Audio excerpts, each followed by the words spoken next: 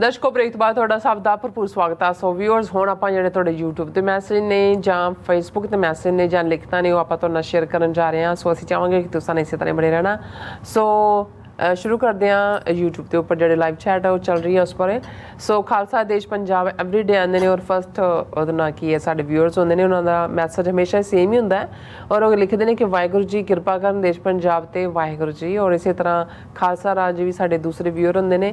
सो ये भी उन्होंने भी सेम मैसेज होंगे, कहते हैं वाहगुरू मेहर करन देश पंजाब ते सारिਆਂ ते वाहगुरू जी आज़ादी के बिना सिख कौम का ते देश पंजाब का कोई भी होर हल नहीं होना वाहगुरू जी। सो हरदीप सिंह जी भी हमेशा ही आते हैं और फतेह आते हैं और खालसा जिंदाबाद कहते हैं। एंड इस तरह नैवर फॉरगेट 1984 सानू हार्ट भेजते हैं। और जसवीर बराड़ जी कहते हैं कि डॉक्टर अमरजीत सिंह जी ते नीलम भैन जी गुरफतेह जी खालसा जिंदाबाद। एंड जिंदाबाद हाँ जी, कुलदीप कौर जी भी कहते खालसा जिंदाबाद। एंड जुबेर जाकूब भी एवरीडे आते हैं और लिखते हैं मैसेज। काफ़ी सारे अज भी मैसेज ने।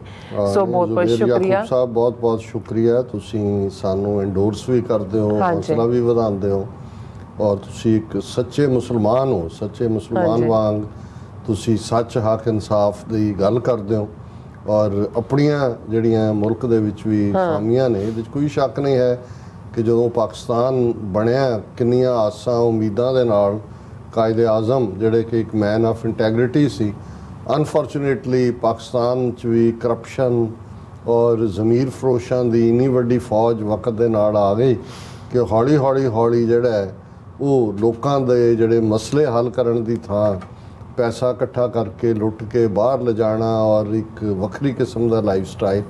मैनू अफसोस होंदा है लफ्ज़ कहने क्योंकि जदों मैं खालिस्तान की गल करदा तो मैनू ये हुंदा है कि भी एक तो प्रोसीजर जिवें मज़हब के नाँ ते पाकिस्तान बनता है, साडा भी उही राउट है।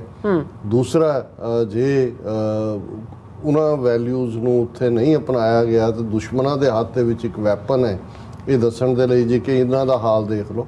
सो असीं पुर उम्मीद है ऑलवेज कि पाकिस्तान इस सारे जंजाल चों निकलेगा और लोकां दे लई जिहड़ा जदों असीं राज दी गल करदे हैं, पोलीटिकल पावर दी गल करदे हैं, उहदा आधार तां of the people, by the people, for the people होना चाहिए। सो बहुत बहुत शुक्रिया। हाँ जी, उन्होंने पहले सैगमेंट ते कहंदे मैं एग्री हाँ तुहाडे नाल डॉक्टर साहब तुहाडे विचारां नाल। और जतिंदर सिंह जी फतेह बुलाते हैं। जसकीरत सिंह जी कहते हैं कि वाहगुरू जी चढ़दी कला करन, खालसा जिंदाबाद। अमरजीत सिंह भी सानू फतेह बुलाते हैं। निहंग सिंह जी भी कहते हैं कि डॉक्टर साहब जी टकैत ना बाबे सिखां नू क्या है। सो जुबेर जाकूब जी कहते अगेन फिर कहते हैं एग्री हाँ असीं तुहाडे नाल। सो मनजीत सिंह मठारू जी कहते हैं कि India united opposition party is soft Hindutva that is third version of independent India as ठीक है। ये सारियां ही हिंदुत्व दी ABC टीम। हाँ जी, फिर उन्होंने मैसेज है actually in India Sikh are not a matter at all. Sikh religion it's principle and Khalsa manifesto सरबत दा भला। सो फिर उन्होंने मैसेज है but now Sikhs are aware not enough but in alert as time lessons are facing TV84 जिंदाबाद। सो निहंग सिंह जी भी कहते हैं मोदी खुद क्रिमिनल है, आप ही सब करवा रहा है मणिपुर च। फिर लखविंदर सिंह पन्नू जी भी कहते हरदीप सिंह निज्जर जिंदाबाद, हरप्रीत सिंह राणा जिंदाबाद, दीप सिद्धू जिंदाबाद, परमजीत सिंह पम्मा जिंदाबाद, सिद्धू मूसेवाला खालसा जिंदाबाद। सो इसी तरह जुबेर जी होरां दे भी काफ़ी सारे मैसेज ने। उन्होंने मेरे ख्याल जदों मोदी उत्थे गया इजराइल दे विच उस बारे उन्होंने मैसेज लिखा है कि वो बड़े हैरान ने कि उत्थे क्यों गया। सो इसी तरह गुरमेल सिंह जी भी हमेशा ही उन्होंने सेम मैसेज होंदा है और फतेह बुलाते हैं और कहते हैं कि congratulation and you are doing a great job for Sikh nation, God bless you and your loved ones, thanks. सो इसी तरह साढ़े को मैसेज है जुबेर जी होरां दा, कहते हैं वो मुल्क दरअसल फ़लस्तीन है और जिस पर उनका कब्ज़ा है जैसे खालिस्तान और कश्मीर पर इंडिया का कब्ज़ा है। बिल्कुल ठीक है। हाँ जी, और गुरमेल सिंह जी भी कहते हैं कि खालिस्तान जिंदाबाद, सिक्स फॉर जस्टिस जिंदाबाद, लॉन्ग लिव TV84 प्रोग्राम सचो सच, प्लीज़ कीप इट अप। और इसी तरह फिर गुरमेल सिंह जी ने आज़ादी हाल है और फिर इसी तरह कहते हैं वोटा भी पाओ तुसी। और गुरमेल सिंह जी कहते जैस टू खालिस्तान नॉट गांधस्तान। देखो असीं एक सैगमेंट हुण इसलिए मार्क किया है, साडी ये सुजैशन भी है तुहानूं सब नूं ਹਾਂਜੀ ਚੰਗਾ ਲੱਗਦਾ ਤੁਸੀਂ ਫਤਿਹ ਬੁਲਾਉਂਦੇ ਹੋ, ਤੁਸੀਂ ਤਾਰੀਫ ਕਰਦੇ ਹੋ, ਖਾਲਿਸਤਾਨ ਜ਼ਿੰਦਾਬਾਦ ਕਹਿੰਦੇ ਹੋ।